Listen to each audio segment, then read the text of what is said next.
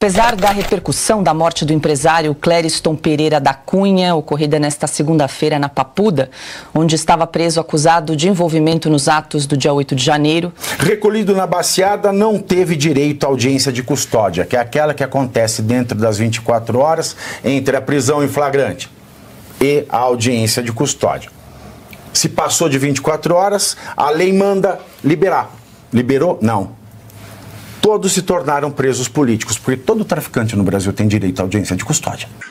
A audiência de custódia realizada no dia 10 de janeiro de 2024, custodiado o senhor Luan Gomes. Senhor Luan, o senhor tem 20 anos? Isso. O senhor está com frio? Tem que tirar as algemas dele, tá? Agora que é... A audiência não pode ocorrer com réu com alguém. Seu Fabiano fica de conversa, não presta atenção. Viu? Tá gravado.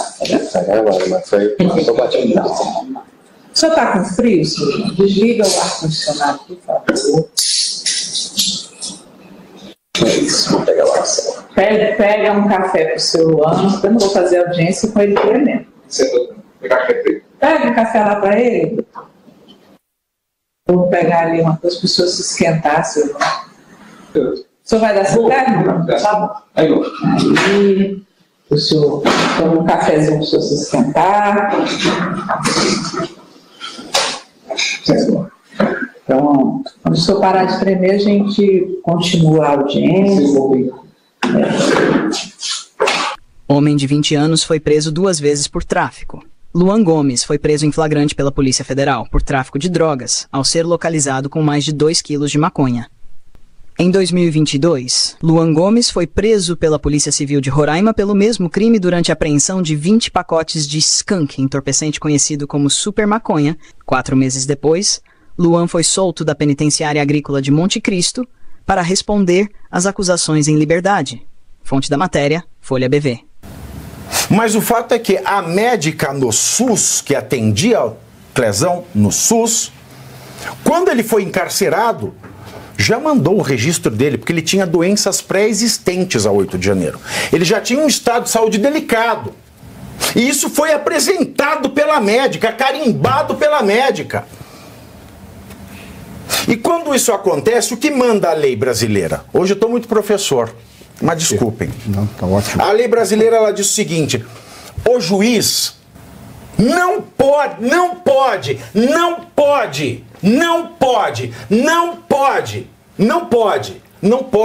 aplicar prisão preventiva em estabelecimento carcerário àquele que tem um estado grave de saúde que possa atrapalhar o seu tratamento médico. Coisas assim, eu comecei a passar mal. Realmente, eu tenho uma vasculite, né, que consta em laudo. Já fiquei internado no Hospital de Taguatinga durante 33 dias. E nesse dia, eu passei muito mal, sem alimentação. Nós não tivemos alimentação. Só aí, por volta, acho que de madrugada, não lembro mais ou menos, eu comecei a passar mal. Eu sei que eu desmaiei. Inclusive, fiz xixi até na roupa, sem ver, né, quando você desmaia. Me levaram para uma UPA, né? Aí me trouxeram novamente, aí que a minha esposa chegou com os remédios lá por volta de umas 7 horas da manhã, 6 horas, não lembro exato a hora exata, né? E realmente eu tenho uma vasculite e estou aqui até agora, passei muito mal, 17 dias sem poder comer, aqui preso aqui no hospital, aqui no presídio, né? Eu tenho essa vasculite aqui de desmaiar, falta de ar. Ele tem que obrigatoriamente aplicar alguma das medidas cautelares de liberdade provisória alternativas à prisão preventiva. Então tá aí a primeira ilegalidade do Moraes. Segunda ilegalidade do Moraes. Quando a pessoa é presa preventiva, primeiro foi não ter audiência de custódia. Segundo foi transformar em preventiva sem audiência de custódia. E sem requisito previsto no Código de Processo Penal. Perigo da liberdade e materialidade da conduta delituosa. Porque não tinha nada contra o Clezão. Terceiro, pôr preventivo em quem estava doente como o Clezão. Quarto, o juiz que dá a prisão preventiva tem a obrigação de 90 em 90 dias rever, a pedido do advogado do preso, se subsistem as condições da prisão preventiva. De 90 em 90 dias, os advogados do Clezão pediam: olha, o senhor tem que fazer a revisão. Passou 90, passou 80, passou 90, passou 180, passou 270. E o Alexandre de Moraes não viu nenhuma dessas peças. Não cumpriu nenhum desses prazos. E, na última petição, a PGR ainda pôs um parecer dizendo: olha, nesse momento nada justifica mais a prisão preventiva desse homem. Aliás, reconheceu o risco de morte.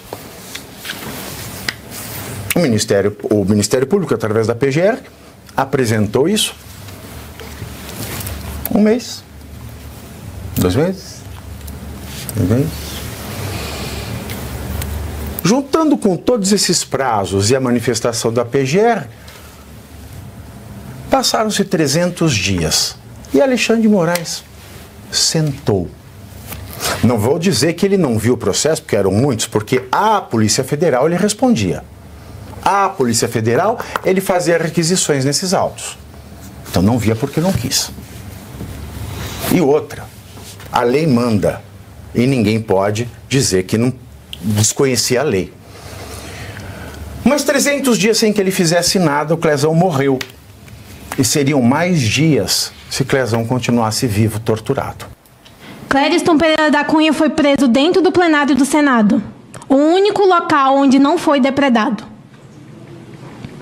Meu pai morreu inocente, sem ser condenado, sem provas incriminando ele. E existem pessoas condenadas hoje sem provas e morrendo dentro da cadeia.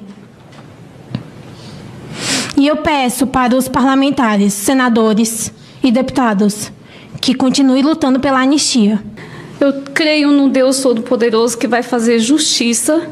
O presidente Lula e os ministros da Justiça, Flávio Dino, e dos Direitos Humanos, Silvio Almeida, não se pronunciaram publicamente sobre o caso. O ministro do Supremo, Alexandre de Moraes, foi outro que optou pelo silêncio.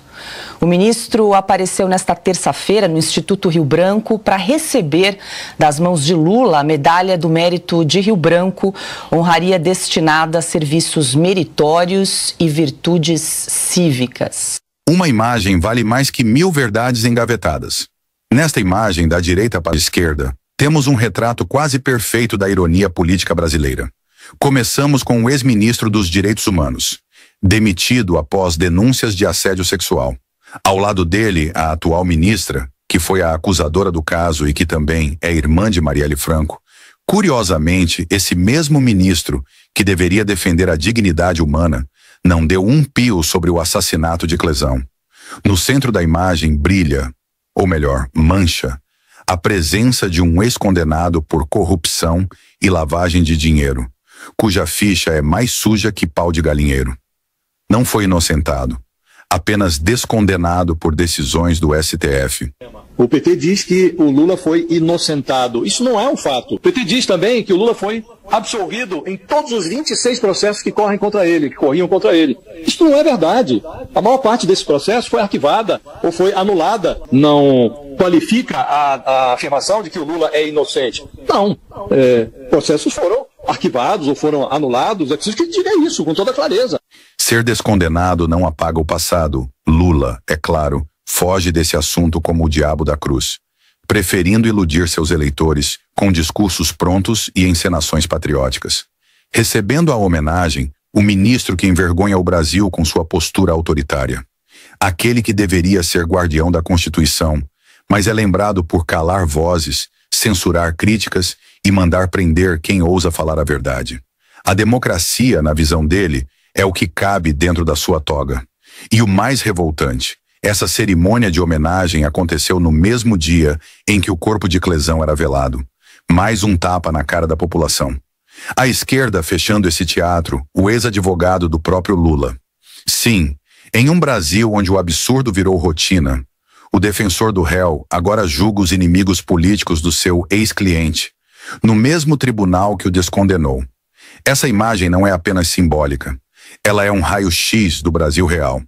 Não o das promessas e propagandas, mas o da hipocrisia institucionalizada, onde justiça e poder caminham lado a lado, desde que ambos usem a mesma camiseta ideológica. No momento pronuncia-se o ministro Alexandre de Moraes, ministro do Supremo Tribunal Federal e presidente do Tribunal Superior Eleitoral.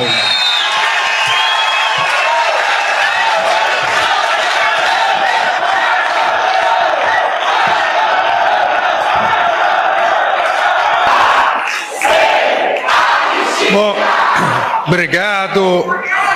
Bom dia a todos. Eu creio no Deus Todo-Poderoso que vai fazer justiça